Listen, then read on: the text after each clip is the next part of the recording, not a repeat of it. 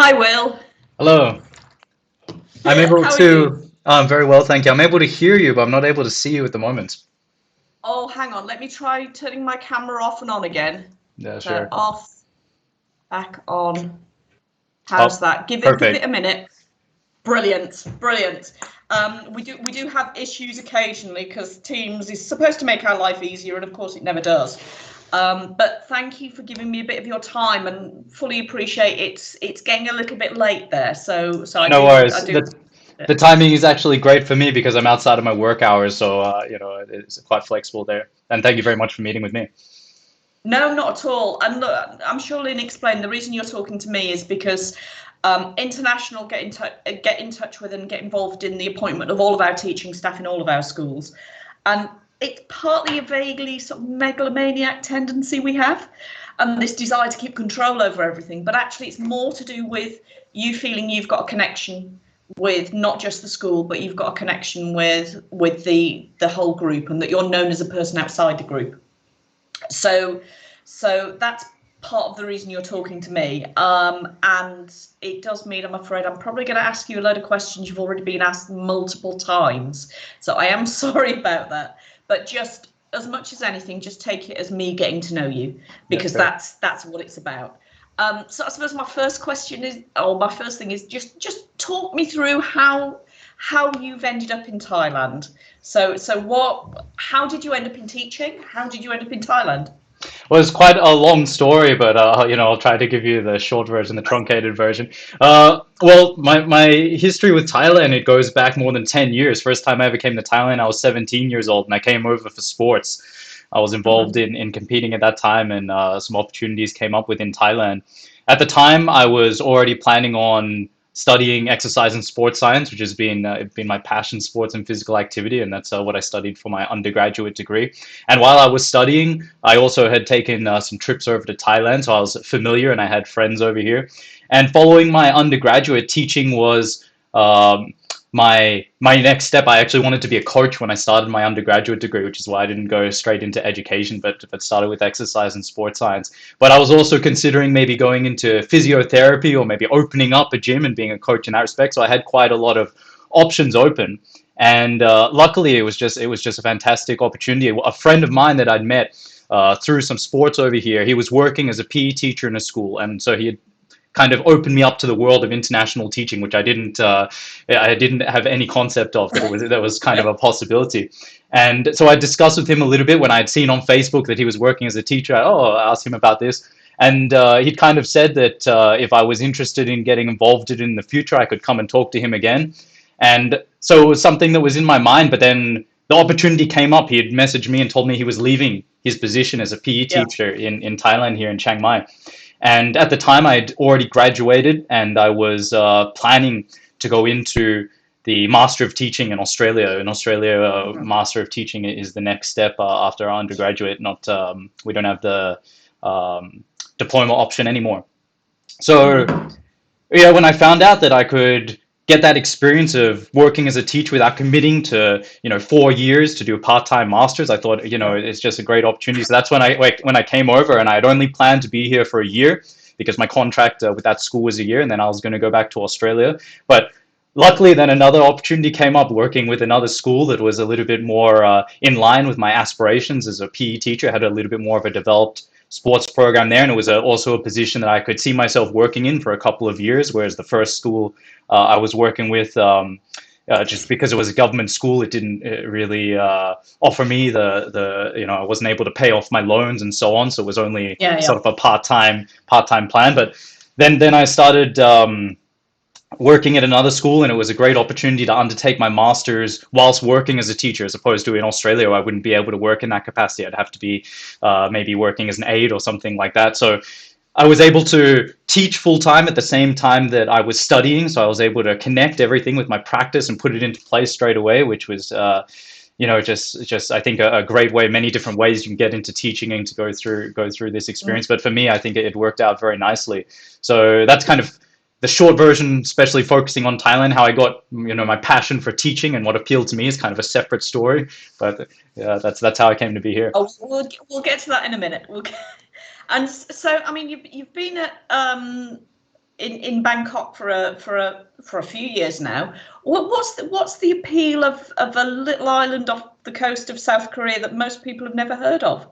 Yeah, well, actually, I've only been in Bangkok for a couple of years. I spent most of my time in Chiang Mai. In fact, I'd never lived in Bangkok before I came over to this position. And I don't know if you've ever visited Chiang Mai. It's quite different from Chiang Mai, isn't it? Yeah, quite different. So, yeah, I actually wanted to stay in Chiang Mai, but just because the number of schools there is limited and the position came up here, which I thought, well, was a better fit for me at the time. I moved over to Bangkok, but I quite miss a lot of things about Chiang Mai, especially being in nature and having those opportunities to go to the mountains and go hiking and so on. There's a couple of things that appeal to me about Jeju. One of them is that opportunity to be involved in. I mean, there's both the coast and the hills and the mountains, so it's a lot of opportunities for nature there. But I quite like that it's kind of more relaxed feeling being in a smaller place. Chiang Mai is also a very large city with a lot of conveniences, but it's compared to Bangkok, you know, I could drive over there and I was able to go out on trips, which I'm not really able to do in Bangkok. And it's just, yeah, it seems like a very nice place. I'm very excited by it. Yeah, I mean, it is very different. And, you know, I mean, I lived in Bangkok for a little while. Bangkok is just, you know, I mean, it's something else, isn't it? You know, it's not. You don't live in Bangkok if you want to be out in the countryside and in nature, because it takes you hours to get anywhere. Mainly because you're stuck in a horrific traffic jam most of the time. But, yeah, in fact, I sold my car when I came down here. I thought there's no way I'm driving here. No, there's no point. There's no point in even trying, I think. And yeah, so what's you know, and again, there are lots of schools on Jeju, because there's the Canadian school, there's the Korean International School, there's St. Johnsbury, which is US system. So what's the appeal of NLCS?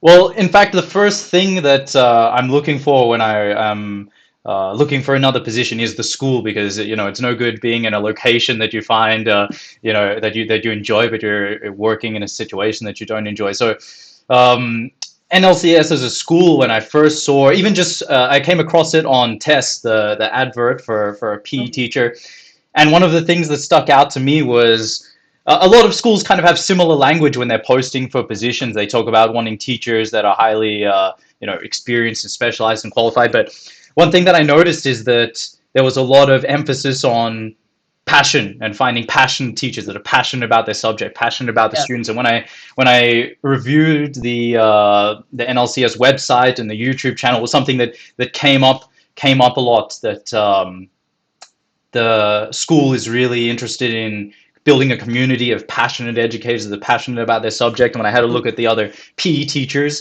it was something that I was very impressed by the caliber of the PE department and NLCS Jeju. They're very experienced and have competed in different sports and so on. And it just seemed like an excellent team to be a part of. It seemed like it would be a great environment for not only working, but also for my professional growth.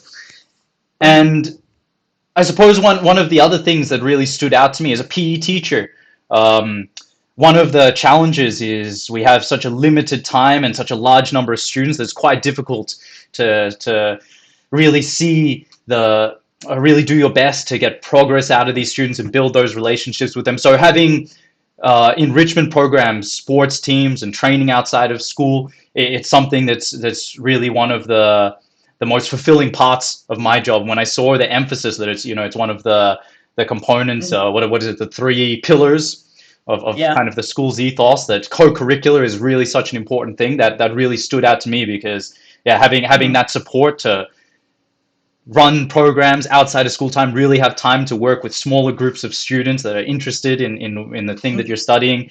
That's something that I've had in the past that I don't have in my current position, something I'm really missing. So that's something that really appealed to me. Yeah.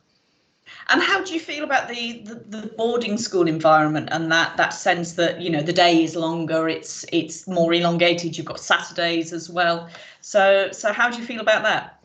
Well, I haven't worked in a boarding school that had students staying on campus. I have worked at a school that offered it as a smaller program, but it was not something I've been involved in. But I've always been involved in teaching students outside of class time, coaching teams, and I have also had the experience of attending trainings on weekends and running programs on the weekends is something that I've initiated in the past. So it's something that appeals to me. Having the support to really run those programs outside of school time is something that I've that's the thing that's been missing for me. It's not the passion, it's not the time. It's really having the support, having a school that has that system in place to allow these things. So it's not something, or it's something that I've run into challenges in the past. So it's something that I think would be one of the things that would be a good fit for me. Mm-hmm. And if we go back to your comment about passion, where does your passion for sport come from? Is it something, was it one person in particular, or where did it originate? It's a little bit of a long story, and I think it's a little bit different from a lot of other PE teachers. I think I come in with a different sort of background because I wasn't I didn't find my passion for sports until I was about 15, 16 years old. It's quite late for a PE teacher. Mostly I think they're people that have always had an interest in sports. It's always kind of been something that's their calling. But for me, I was old enough that I had actually negative experiences with physical activity growing up. Mm-hmm. And I was old enough when I did find my passion for it to see the difference and to see the effect that being active and being involved in sports had on my life. Just because of, my father, Chinese, they have, the kind of attitude of, academics first and kind of physical activity taking away from that. I wasn't really involved in sports when I was younger, and it can become a bit of a negative and a vicious cycle, like a negative feedback loop where you're not involved in being physically active. So then when it comes time, when these opportunities present themselves in school, you don't have the experience, you don't have the confidence in them, and that affects your ability to engage in them further, and that only adds to the problem. So that's something that I experienced growing up. I remember, for a long time when, for most of my experience in PE classes, if we're going to choose teams, I'm going to be the last one picked. Or when we do a fitness test, I'm going to get the lowest score. It was quite a negative experience for me. In fact, there are times I'll pretend to be sick so I don't have to go to PE class. But I found it the way that I found sports was actually not through PE classes. It was through after school activities. I got involved outside of my school. I got involved in cross country. There was a program that was offered through the local community council. They offered it to adolescents as part of different programs for the community health, and I got involved in that. And being involved in cross country in this way, I didn't do it to be competitive. It wasn't in my mind. It was just sort of something that was a less stressful environment to be physically active. I just kind of luck once again that I came across it. And then when I came back to participating in PE classes and sports in school, I noticed the difference that, okay, getting involved in this extra physical activity has such a great carryover to my effect in these classes, where it's like, okay, now I can see that I actually have the ability to improve. It's not a matter of, there are sporty people and not sporty people, but, it's something that's within my control. And it had such an effect to the other aspects of my life, it's particularly academics, because, I was never that great of a student growing up, but it kind of gave me the work ethic and the self-confidence that if I work at things, I can get better at them. So once again, sorry, it's quite a long story, but yeah, it's had such a positive impact on all parts of my life, and I could see that difference. I was old enough that I could see the effect it was happening, being conscious enough of that. So it's something that not only has fueled my passion for it ever since, but it's something that I'm really drawn to sharing that with other people and being able to show students that it is with all the benefits of being physically active and being involved in sports. Not I don't think sports are for everyone. I don't think everyone has to compete, but certainly physical activity is something that everyone needs to be involved in. And I think it has so many different ways it can carry over to improve all the other aspects of your life that I've experienced firsthand. So it's something, I'm very passionate, not only about sports, but about teaching them and trying to share that passion with others. And I think you're absolutely right. And one of the things I often ask PE teachers is, well, how do you engage those students who say, I can't do, I'm no good at this? And that's also those, as you say, from your own background and heritage, that prioritization of academics over everything, and this is just a distraction. So I think what you can bring in terms of that value of saying, look, I know where you're coming from, but there is a better way of doing this. And I mean, our Korean kids, by and large, if they're into sport, they're fabulous. So things like the rugby teams and everything else are brilliant. And we've got kids that throw themselves into it, but we do have those that find it more of a challenge and don't, I think, and you don't always, as a teenager, you don't see the relevance of physical activity because you think you're going to live forever anyway. So I think that involvement is really important. Look, I mean, you've been a teacher for a while. Is there anything that frustrates you about teaching, or that you would rather you didn't have to do as a teacher? Oh, sure. I mean, there's a lot of frustrations, but they're not really related to things I have to do. It's more just kind of, I mean, it's an impossible mission in some ways being a PE teacher and trying to kind of convey that, you kind of want everyone to be able to develop a passion and to develop Yeah. confidence, which is something that you're never really able to do. So a lot of my frustrations, I think come from that. Um, I suppose some of the things that I found frustrating in the past, I mentioned before, when you have students that do want to be engaged in after school programs and do want to be engaged in sport, but if just for whatever reasons you lack the resources to really give that to them, that's a really frustrating thing because it's purely kind of a logistical problem. It's not an issue of having that will, having the manpower to do it, but it's just an issue of other factors that come into play. Um, let me think about it. Other things that are frustrating about being a teacher. Mm, I mean, I don't know if it would be a frustration, but assessment in PE is always something that I'm torn about because on the one hand, it's great opportunity to show students that they are improving and to show them the places that they have made progress or still have a way to make progress, but it's always a challenge of not wanting to affect their confidence and their self-esteem by giving students grades and something to add to that cycle. So that's always kind of a balancing act, I find, and Mhm. that's why I enjoy having peer assessments and self-assessments, not just performance-based, outcome-based assessments.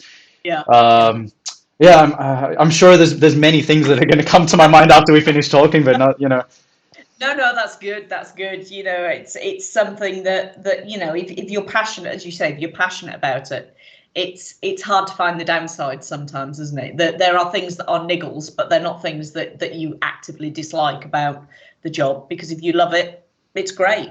I suppose my last question is: have you got any questions? Is there anything that you want to know that you haven't had chance to ask about?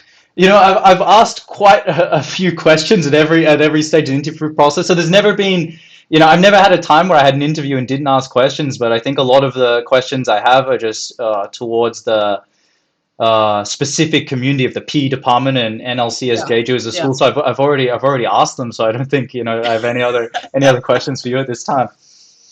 No, that's fine. I mean, hopefully, usually by the time people get to me, you've spoken to at least, you've had at least another couple of interviews, so you've had the chance to sort of ask lots of questions.